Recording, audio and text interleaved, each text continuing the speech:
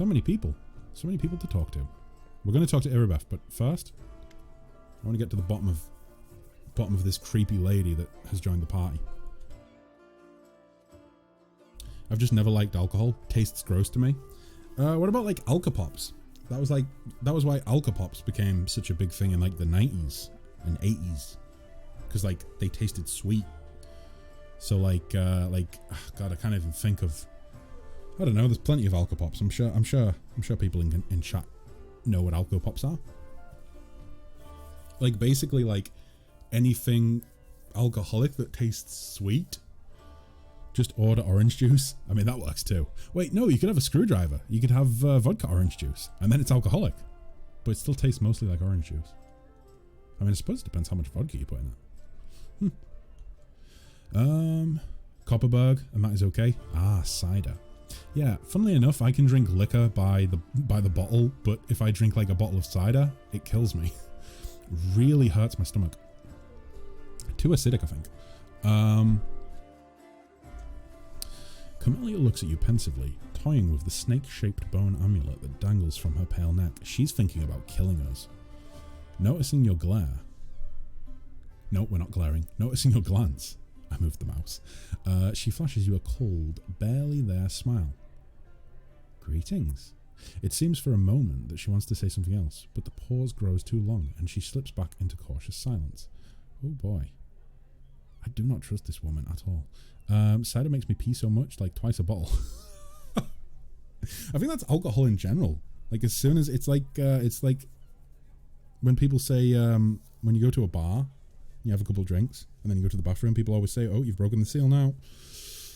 Because like once you've, I don't know, I think it's because of the alcohol content. It forces all of the water out of you, or at least it forces you to pee more than you would.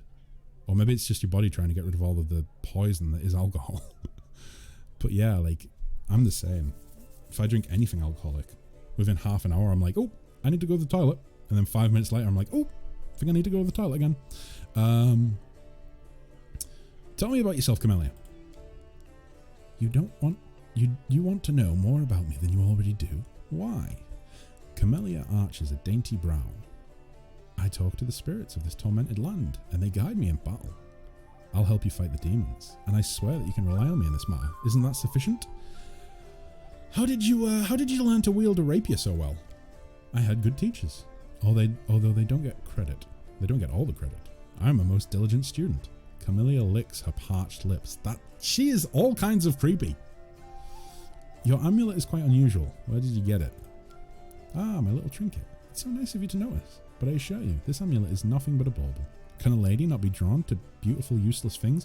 Camellia, I have checked your inventory, and it literally says when I hover over that useless bauble that it hides your alignment. I think you're evil, bitch. I think you're evil. I think you're a murderer. And one day, Camellia, I'm going to catch you in the act. And I'm going to put you to the stake. Yeah, that's how we're doing this. Justice. Anyway, as much as I enjoy our delightful conversations, the spirits are calling me, and I must respond. Please excuse me. Camellia turns away, watching you out of the corner of her eye. I think she's just using that as an excuse. Yeah, she's probably just turning back to her drink. Your speech tells me you're of noble birth.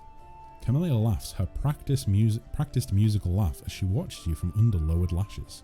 You're most insightful, a fine quality to have. Camellia's laughter ends, and unspoken words hang in silence.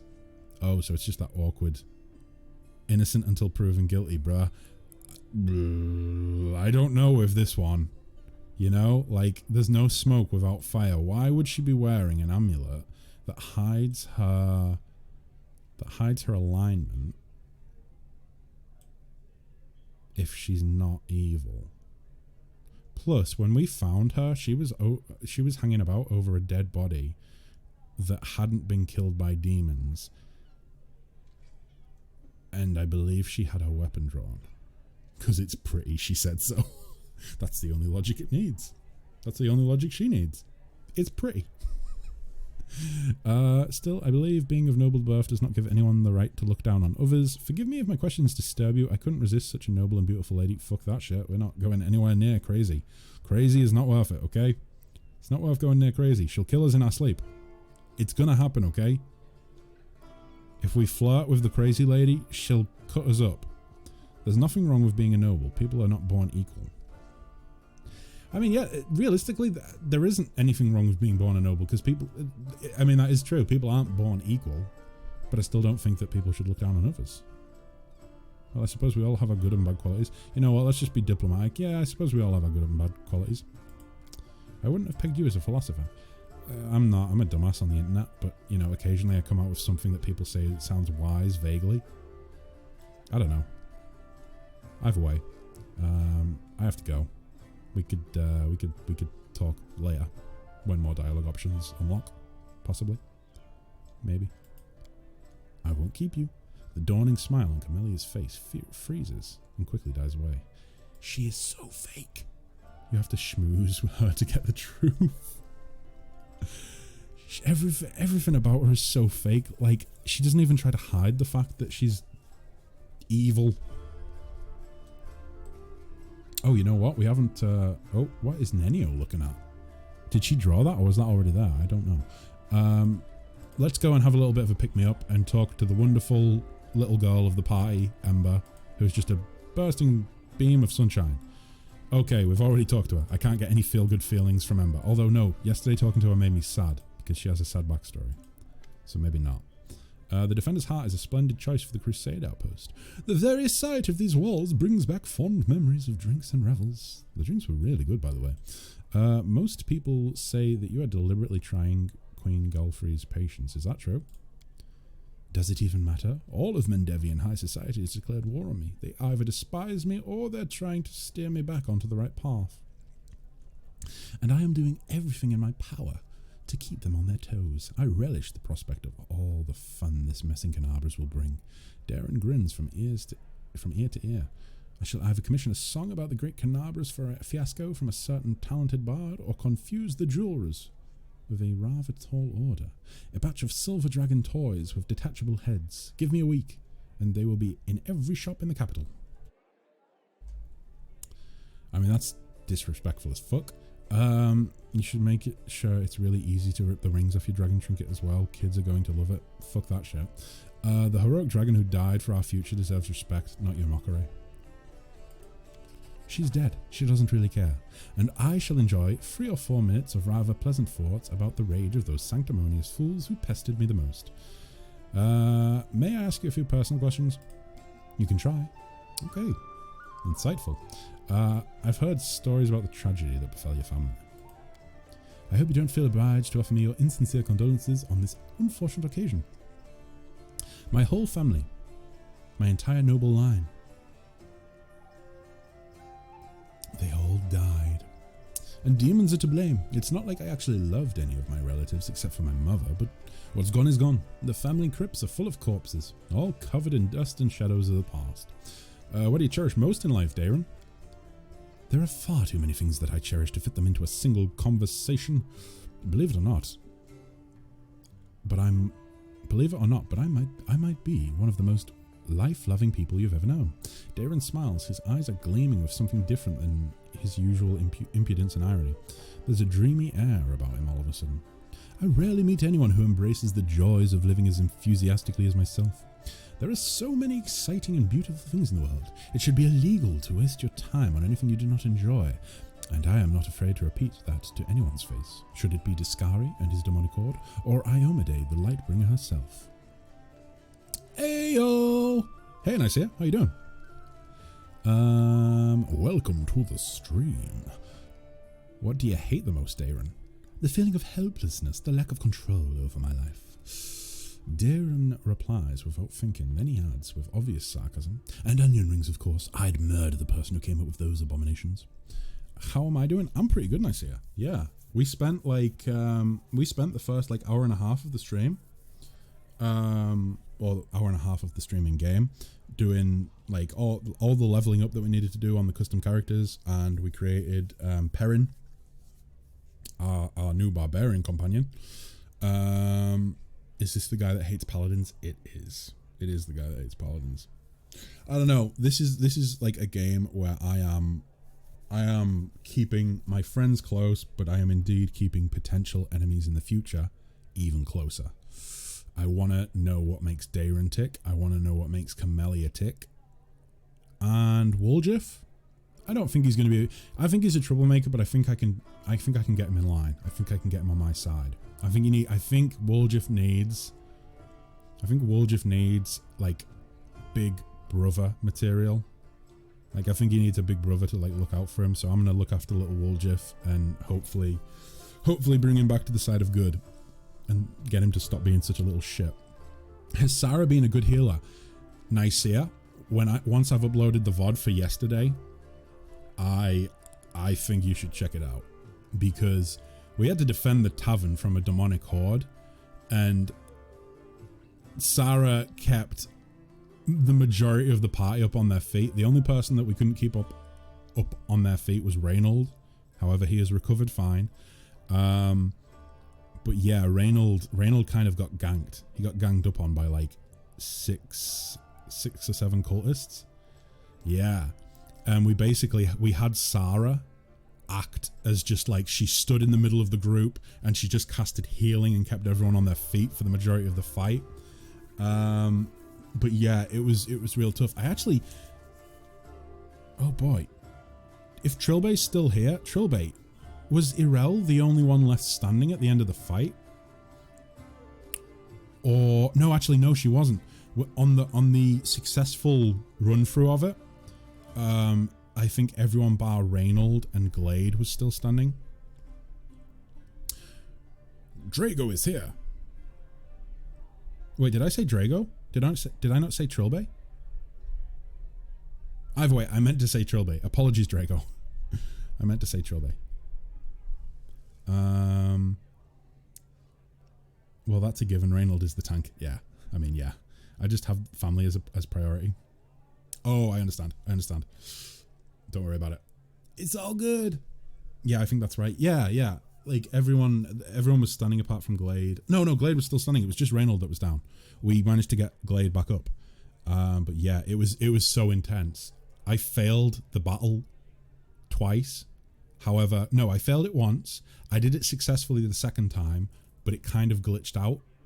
And the game did this weird thing where it loaded the cutscene 3 times in a row and then finally jumped into the cutscene. We got the failure cutscene instead of the success cutscene, so I had to reload from just before the battle and then do it a 3rd time. So the stream went on for 6 hours yesterday, over 6 hours. No worries, might have misheard. Oh, don't worry about it, Trigo. It's all good. Rise up, my crusaders. Don't let these demon scum take our mead. I mean, our great sanctuary. Darren, you don't seem especially keen on helping people. But your knowledge of healing is truly impressive. What prompted your interest in that? I mean, we definitely prefer Sarah over Darren.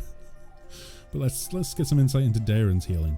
If you really want to try out everything life has to offer, you have to understand how to deal with all the consequences. And I'm not talking about a simple hangover, mind you. Do you have any good stories to tell about your past exploits? Oh, this is going to be a long one, I feel like this is going to be a long one.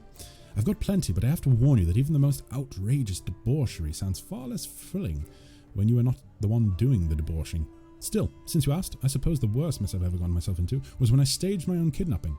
I was once in correspondence with one of the Riverlands nobles, the young Lord Lebeda, and he told me about his days as a hostage to a group of bandits.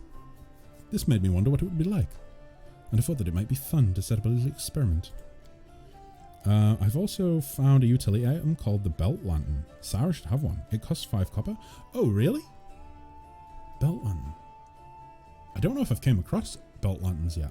Do you have any idea where... That is a very, like, it's a... First of all, that's a really great from a role-playing perspective, but also probably very useful in-game as well.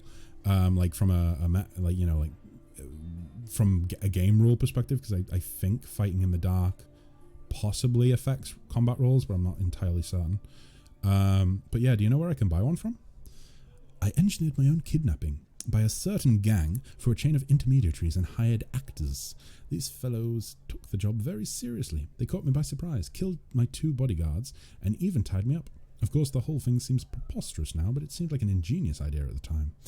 The employers had told the kidnappers that they were to keep me safe and sound, and another group of mercenaries in disguise was watching the spectacle from afar, ready to interfere in case anything went wrong. It turned out to be a terrible idea nonetheless. It wasn't the least bit fun or exciting. Sure, those bandits had been unable to torture or hurt me physically in any way, but they had plenty of other non-invasive methods of humiliation in their arsenal. Taking almost all of your clothes off and splashing ice-cold water over you, for example. Ugh! I can't even remember if I said anything truly offensive to provoke them, even though I initially planned to let them go after the ransom. Their overly emotional reactions made me change my mind. I told my mercenaries to hang them all on the spot. I suppose the whole ordeal taught me a valuable lesson, which is that I am not built for hardships and trials. Yeah, you're telling me. Wait, you just told me that a couple of your bodyguards died during the staged kidnapping. Does that mean 2 innocent people just lost their lives so that you could have a bit of fun? These mind games of yours will come back to bite you sooner or later. I'd say life is too short. Try out everything. No. Your cruel jokes. Let's go with that one. Oh, spare me. It irks me all measure when I hear about the suffering of innocents. He sighs, looks away and continues in a flat, polite tone. Yes, the bodyguards died. Guarding nobles is a dangerous job. And they were well aware of the risk. I don't really see a problem with that. Besides, they proved their incompetence. They would have stood no chance against real kidnappers. Your cruel jokes bring people nothing but misery, Darren. And? Okay. So that was a stupid story. And now I'll tell you a truly brilliant one. Oh, Jesus. Prelate Holren Prelate Holren had always strictly prohibited any public celebrations in Canalbers, and he always picked on me for my lack of respect for fallen and whatnot. His grumbling annoyed me so much that one day I drove 4 barges into the city harbour and set up a celebration on their decks. The ships on the river didn't fall under the prelate's jurisdiction. You see? So all he could do was snarl at me from the embankment. I, for one, did not forget the old boy. The main attraction of the festivities involved an inquisitor of Iomade dancing and roasting beautiful witches on illusory bonfires, taking off his clothes with every new victim. Okay, that's kind of funny. The spectacle was so heated, in every sense of the word, that the prelate almost had a stroke. Jesus Christ. Darren gives you a mischievous smile. I still consider that one of my finest ideas of all time. Should the Crusaders ever succeed in their efforts against the Whirlwind, I will do my utmost to get permission to hold a grand public celebration. Rivers of wine, free of charge. Let me just top up my coffee.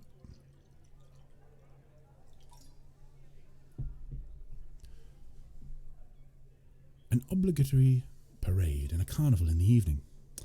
A contest for the most provocative succubus costume with a hefty prize in gold. Another contest where the participants have to fish a sausage out of a wine jar blindfolded with their hands tied behind their backs. The wine will symbolize the blood of all the dead heroes of the war, and the sausage? Well, they'll find a heroic meaning for that as well. Over the years, the commemoration of the greatest victory of light over darkness will turn into an ordinary holiday, a fine excuse to get sloshed and rut like animals in the streets. Oh boy. Good character is basically just a Karen. Do you think? I mean, he did have two people killed just for some fun.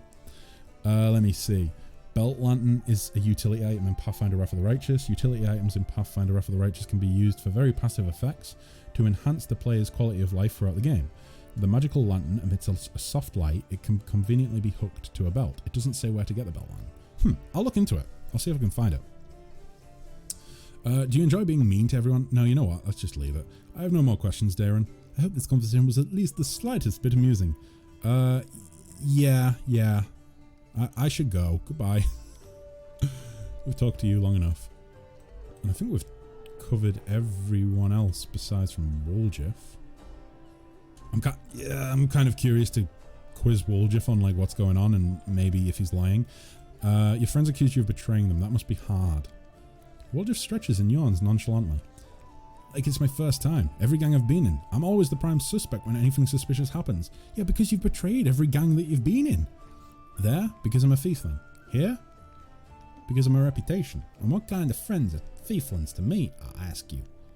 I don't have friends. Yeah, sure, we're called the family, but it's just a word. They call each other brothers and sisters. But when one of them goes and rats the others out to Irabeth, some family. I'm going to drop that accent. Let's see. I disagree with the current statement. I don't know. I feel like I would say the lawful is pretty Karen. Like every time I see lawful in dialogue, it always seems like it's so forced. But then again, I suppose that's the point of lawful, right? But with good, it's kind of like it depends entirely on the situation. I think depends entirely on the situation. Well, if you don't want to be targeted or suspected of something, just don't do anything bad. Yeah, I know, right? Like Woljif has kind of brought this on himself. Every gang he's been in, he is betrayed. So of course, like if he joins another gang, of course they're maybe going to suspect him of betraying them in the future. I feel like that's fairly standard. You know what I mean? Woljif's tail moves faster and faster. Oh my god, he's like a putty cat. You think I'm weeping into my pillow at night because we've been together for so many years and they still don't trust me? I don't care. They'll come crawling back to me to apologise, but it'll be too late. I might forgive them, but only if they give me a bigger cut. Or maybe I won't. They should know I've got pride too. You think I'd be hanging out with those scumbags if life hadn't forced me into it? Maybe if I'd been born into a religious family, I'll be sipping rose tea with Shellen's paladins instead of talking about how prettily the birds are singing today. Oh boy. If I had a rich daddy, I'd have rich friends, and they wouldn't care. If I was a rich girl, na na na na na na na na na na na. Well, Woljif would have all the money in the world if he was a wealthy girl. That's a throwback. Good people can do bad things. Yeah, good people can do bad things. Sometimes good people do bad things for the best reasons, and sometimes bad people do good things for the worst reasons. That's what I've learnt in life. But life ain't fair, and instead of that nice life, I have thieflings who are ready to break my neck based on a hunch. Oh wow. They can all go hang. They ain't the last gang in Mendev, and I'll find a better one that if they don't apologise. Okay, Woljif, I want to know a little bit more about you. How much is more? Are your family tieflings too? My family, it's an interesting story actually, but I don't tell it to anyone. To just anyone. My father and mother had a bakery, their life was great, but their gods never blessed them with any children. One day my mother went to the river to wash some clothes and saw a basket floating downstream. Inside the basket was a baby, adorable and chubby and fast asleep. It was yours truly. In my hand was I don't believe any of this. In my hand was a note spritzed with expensive perfume that said, "Take care of my little angel." My mother brought me home and she and my father realised right away that I was heaven sent. I do not believe this. They raised me as their own. When I turned 15, my mother showed me my baby blanket. It was embroidered with the coat of arms of an unknown kingdom. This is such bullshit. This is like Ugandan prince emailing you to say that he needs your bank details so he can give you $2 million. Ever since then, I've been looking for my real parents, but it's not easy. Traveling takes money. So if you have a few gold coins, I'll pay you back as soon as I find my real family. I give my word. That doesn't sound very believable. Let me see. So do bad people? Yeah, but I mean, yeah, bad people do bad things, good people do bad things, good people do good things, and bad people do good things sometimes. Also, can I give you an alignment for my players? So we start with Bissell. She is without a doubt chaotic good. Oh, Kensei, do you mean as in like the alignment of your players or the alignment of your players' characters? I'm assuming you mean like your actual players, like how they are in real life, which is cool. So Abyssal is chaotic good, Paladin is neutral good, Nicaea is true neutral, Mage is chaotic good, Druid is chaotic neutral, and Ranger is neutral good. Damn, we've got no evil in there. That's good to hear. Oh boy. I mean, I suppose evil people don't really tend to stay around for long. They don't play well nice with groups or with other people in general, I don't think. Seriously, usually everyone just believes everything I say. People love stories like that, you know? A cute baby, a basket, a blanket. What's not to love? I knew he was full of shit. They look at me differently, as if I'm worth more just because the sheets I spit upon might have had a fancy coat of arms on them. Woljif laughs bitterly. If I was really a prince, I wouldn't be sitting around here, I can tell you that much. I'd have already gone to take what was rightfully mine, and then I'd come back with an army, so I could watch the guards and merchants who pushed me around all my life bow and scrape before me. But that's not going to happen. Want to hear the real story? The true story is boring. My family is human, both my father and my mother. They used to live in a village nearby. I forgot the name. When my ma had me, my old man got mad. He almost killed her, pinned her to the wall and started asking questions like why his son had horns and a tail. Well, my ma told him that her mother, my grandma, used to fool around with a demon. When he heard this, Daddy Dearest got drunk, trashed the house, and then took off. Oh, fuck. Let me see.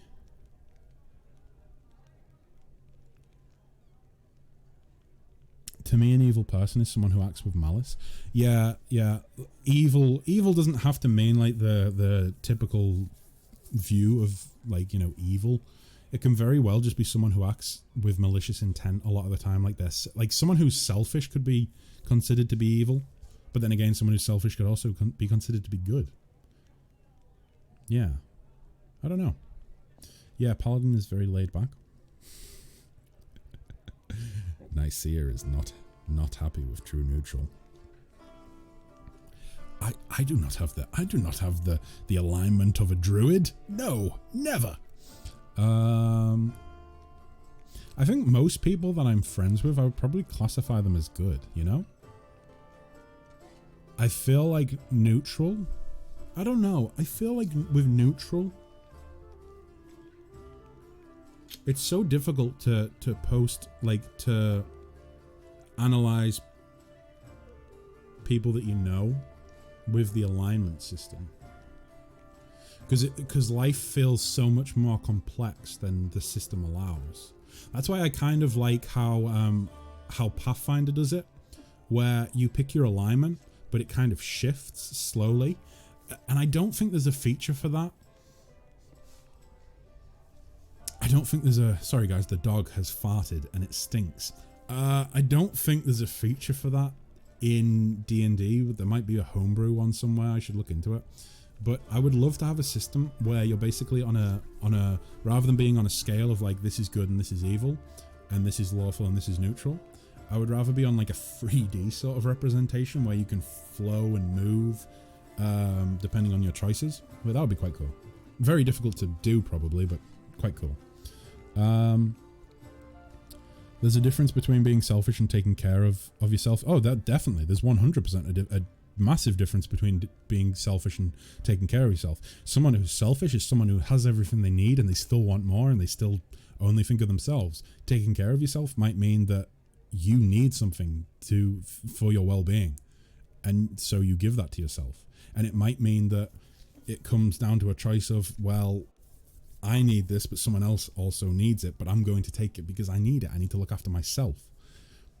Selfish doesn't mean, you know, taking things... selfish doesn't just refer to taking things for oneself. It's intention. Intention is, you know, 90% of what dictates whether something is a selfish act, I feel.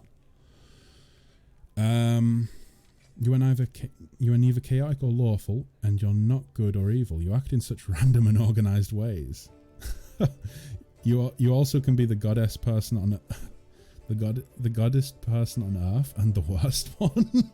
Oh my god, that's a scathing review. You also never pick sides. Oh, so truly balanced then. Truly balanced. Like like in an argument, the mediator. The person who calms everyone down and is like, listen guys, you're both right in a way, you're also both wrong, and you're also both fucking stupid for arguing. Let's get back to what we were doing. I appreciate those people in life. I do kind of like it when people call it how it is. Like if you're having an argument with someone and it gets to the point where the argument's just going around in circles, sometimes it's nice to just like totally obliterate the argument by saying, do you remember what you were arguing about? No. Oh, me neither. So this is dumb. Let's stop. The yin and yang of the group. Ooh, I like that. The yin and yang. Right, I don't remember any of this, of course. My grandma told me. I was about 3 years old when my mother brought me to Canabras and left me with my grandma. She said to her, you and your demon have ruined my life. Now you handle him. Then she left. Oh boy.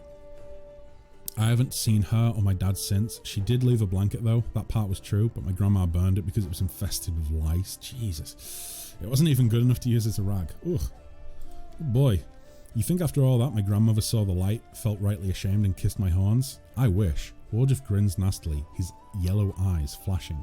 People used to give her trouble for fooling around with a demon. She wasn't welcome anywhere, so she got angry. Normal kids get bedtime stories, see?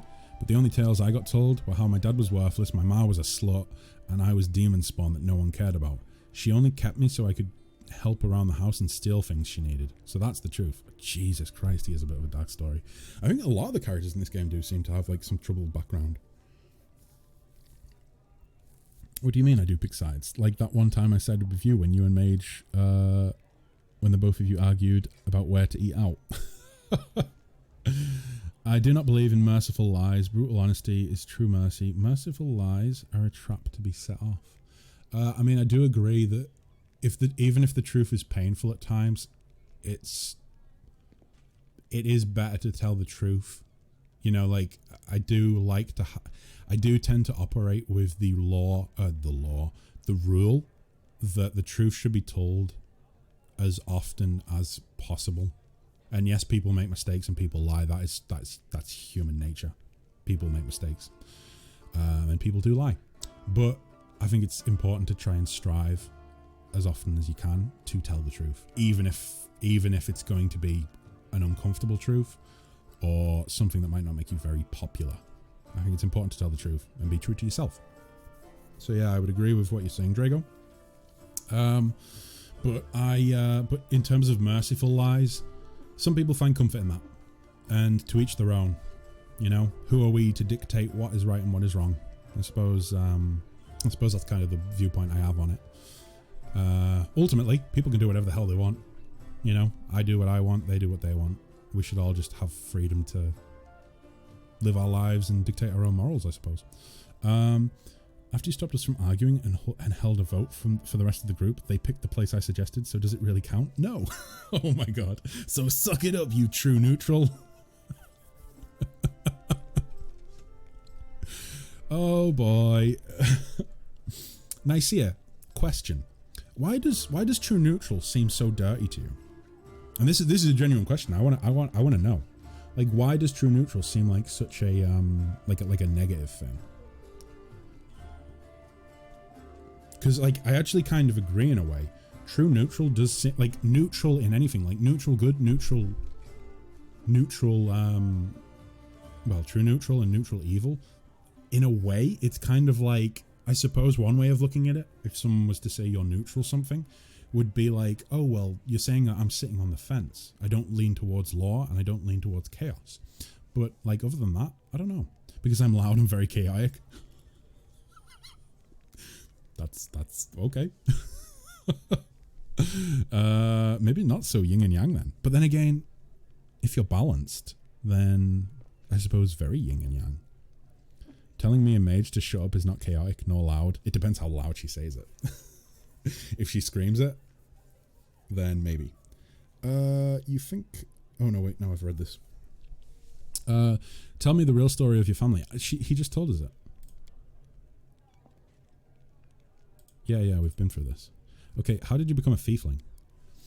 I already was a tiefling, and life made me a thief. I've been in the business since I was a kid. My grandma used to say, if you don't work, you don't eat. And she gave me as an apprentice to Iga, a tiefling neighbour of ours, or Iga. He was a cunning old geezer. He knew how to take a purse off somebody's belt, how to cut open bags undetected, even do some magic. I used to climb through basement windows and open doors from inside, while I was still small enough. And when I grew up and stopped fitting through windows, I decided I was done with my education. Oh. I repaid my grandma for everything she'd done to me, which was absolutely, it was absolutely nothing. Why would I feed her if she wasn't bringing me any money? If you don't work, you don't eat, so I took off. I got bored of my teacher too, but when I as much as hinted I was leaving, he said I owed him for my education, so I just nodded, and then I joined the Owlbears, the gang that ran our district, and told them that Iga was working their territory. Oh no. I don't know what happened to him, but I stayed with the Owlbears, and then their leader started giving me the cold shoulder. I did steal from him, but never that much. Jesus Christ. So I had to rat them out to the guards. Then I joined the Golden Hands. That was a good time. Rich pickings. I would have stayed with the Golden Hands, but the Northmen promised me a bigger cut if I told them where the Golden Hands kept their loot. What an absolute worm Wooljiff is. I'm no fool, of course, so I told them. After that, I had only one option. To join the Northmen? Yeah, to join the Northmen. And then the family came. At first, no one took them seriously, calling them thieflings and all that. But I felt it right away. They had power behind them. And they had more money. I'm always on the winner's side, Chief. That's why I joined the thieflings. And right on time. Some thugs came from the capital and made the Northmen leave. The ones who survived are in the family now too. Boy oh boy. Tell me about the Fieflings. Alright, I won't tell you everything, mine, but I can tell you a little. The Fieflings are Mendevian thieves. The gang started in Mendev's capital by someone or other. And soon after they'd spread out all over Galarian. They're also called the family, you know why? Because us tieflings are easy to spot. Wherever we go, guards hassle us asking, are you lost or something, Hornhead? We usually say we're visiting family, and if they say, oh yeah, who? You give them the name of the local fiefling who confirms everything. Even if he's never seen you before in his life. That's why we're all brothers and sisters. There are rules. Who does what? Who gets what cut? I won't say it's a lot, but they make it worth your while. They'll even heal you if you take an arrow. But the biggest no-no is this. You don't steal from the family. If you don't contribute to the shared pot, you'll get the cold shoulder, and you won't be treated like family no more. And then everyone will hear that you went to visit some relatives who have a farm someplace. My best guess, the farm is some underground well beneath Canabras, where they breed graveworms. If Sister Charismate, our boss, looked the other way more often, I'd really be able to spread my wings. Stealing from someone you call a sister, that's low. You know what? No, we're not going to lecture him. I want to talk to you about someone else. We're not going to change this. We're not going to change this being into a positive being if we lecture him. We need to just give him space. Also, Flanders, true neutral just means I never pick sides. I'm very indecisive. I suppose in a for a real person, yeah, it does kind of mean like indecisive in a way.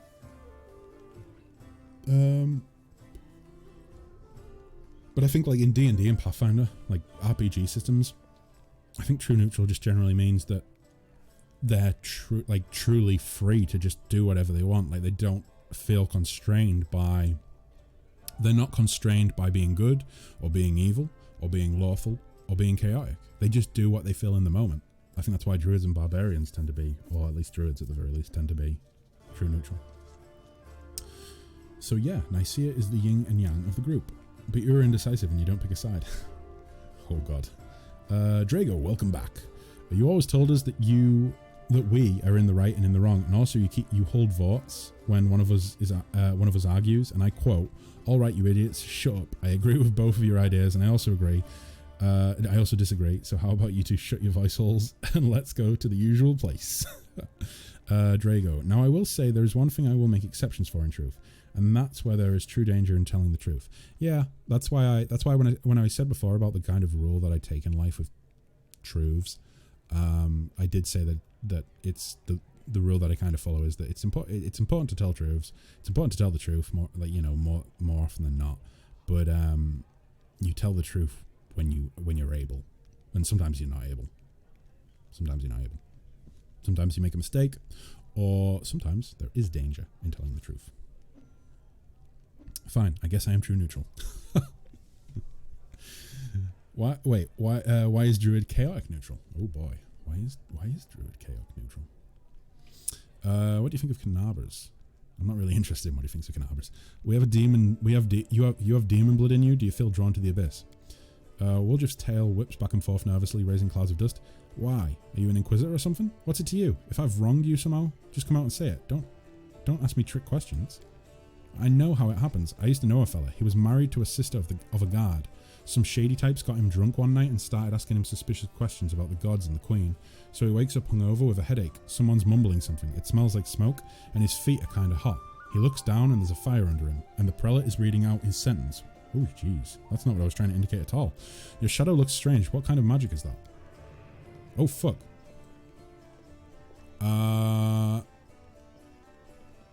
That certainly looks demonic as shit. Yeah, I mean, that looks like something from the abyss. That's not concerning at all. Ladies and gentlemen, roll up, roll up. No dark magic, no fraud. A trick without any deception. Woljif snaps his fingers and blue flame engulfs him. The shadow that was previously lying calmly at his feet grows, floating in the air behind him. It is the shadow of a huge horned winged demon with claws. Ta-da! It doesn't do anything, it just looks scary. I remember when I was little, an old beggar showed me and my friends how to make shadow puppets. You put your fingers together in front of a light and it makes the shadow of a deer or a dog or a dove on the wall. I tried so hard I wanted to make the best shadow, and I did. It just happened. Woljif chuckles sadly. Funnily enough, that's the last time I had any real friends. They tried to stone me later, screaming at me, calling me a demon. A tiefling is always a demon to these wimps. Even the lowest ranking drunken gnome thinks he's better than me, just because he hasn't got horns or a tail. The poorest beggar in the filthiest gutter thinks he's better than me. Most people would never show their shadow again after that first time, but I don't care. If stones start flying again, I'll just run. I'm used to it by now. Oh, I'm kind of torn here because, like, it is a harmless illusion, but you shouldn't show it to anyone. People hate what they don't understand. That is true. People do hate what they don't understand. You know what? Let's just go chaotic. It looks formidable. I like it. Woljif chuckles, pleased. What about the blue fire? That's my favourite part, and it doesn't burn at all. If I had a coin for every time I've caught a beating for my little show there, I'd already be proposing to Golfrey. But still, I don't want to give up something so beautiful. Okay. I have to go. Let's talk later, Woljif. Let me see. I value the truth, but I'm not above lying or going back on my word if someone is going to be hurt because of it. Yeah, I understand that. And yes, his shadow, very creepy. Druid at first glance is true neutral as well, but last campaign, when she played as the wildfire/necromancy subclass, she has shown a true colour in that she's easily aggravated and baited into killing or being violent, but she can also be sweet and kind. Oh, but do you think that at the table, do you think people really show their true alignment? Because I don't know. I think that when you play a character of a certain type of character, you're gonna do decisions that character would make rather than what you would make. If I'm being honest, the good option feels kind of wrong here. Yeah, I know. It feels like it's almost like shunning him for whatever this is. With that being said, I don't think it's harmless. I think there is something to it. Like, he's obviously got demon blood. We know that much. I'm sure there will be something to it. We'll find out later in the story, I'm positive. The same with Camellia and with some of the other companions. There's going to be stuff that gets expanded on in their character arcs. But yeah. She can do very awful things one day, and the next day she would make the farming field prosper. Yeah, you know her character alignment was lawful good. Oh, was it lawful good? I've definitely been told that before, but I didn't remember that. Whatever. You're free to do as you please, says Woljif. Okay. Right, guys. My bladder could do with a little break. So, stick around. I'm going to go ahead and take like a 2-minute break to go to the bathroom. And I will be back very, very soon. Until then, goodbye for now.